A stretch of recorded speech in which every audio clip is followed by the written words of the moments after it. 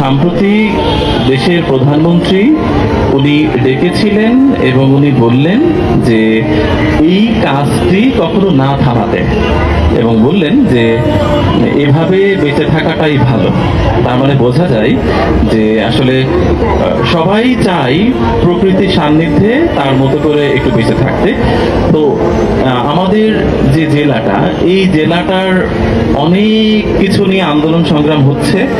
আমি যেহেতু নিজের জন্য কিছু বলিনি, আমি একটু ফাঁকতালে আমি মাননীয় প্রধানমন্ত্রীর কাছে বলেছি যে একজন সাধারণ নাগরিক হিসেবে আমাদের জেলার মানুষ আসলে কয়েকটা ক্রাইসিস ফিল করে, এবং আপনি এই বিষয়টা স্যার একটু ভেবে দেখবেন। উনি খুব হাস্যোজ্জ্বল ভাবেই বললেন যে আচ্ছা ঠিক আছে, যেহেতু আপনি নিজের জন্য কিছু চাননি, আমি বলেছি যে আপনার কি হলে ভালো হয় বা আমি কি করব আপনার জন্য।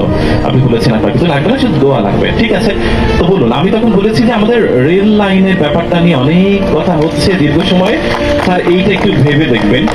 তো উনি বলেছেন যে শহর ভেঙে রেল লাইন করাটা হয়তো বা দুরূহ হবে জুয়েল, তবে শহরের পাশ দিয়ে করলে তার সমস্যা নেই। শহরটা সাজানো, শহরটা ভেঙে গেলাম, শহরে পাড়িতে হলেও চেষ্টা করা হবে ইনশাল্লাহ।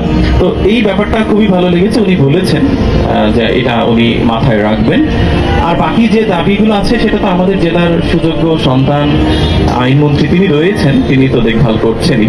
আমার কাছে মনে হলো আমি সুযোগ পেলাম গল্পে গল্পে একটা কথা বলে দিই। এখন সবচেয়ে বড় কথা হচ্ছে আপনারা যেটা করেছেন আমার জন্য, আমি জানি না এই ঋণ কখনো পরিশোধযোগ্য কিনা বা পরিশোধ করার সুযোগ হবে কিনা, সম্ভবত হবে না। আর আমি আসলে খুবই আপ্লুত। আমি যাদের হাতে তৈরি, যারা আমাকে কথা বলা শিখিয়েছে, প্রতিনিয়ত শেখাচ্ছে, ঠিক তাদের কাছ থেকে কোনো একটা সম্মান পাওয়াটা রীতিমতো অনেক বড় ব্যাপার।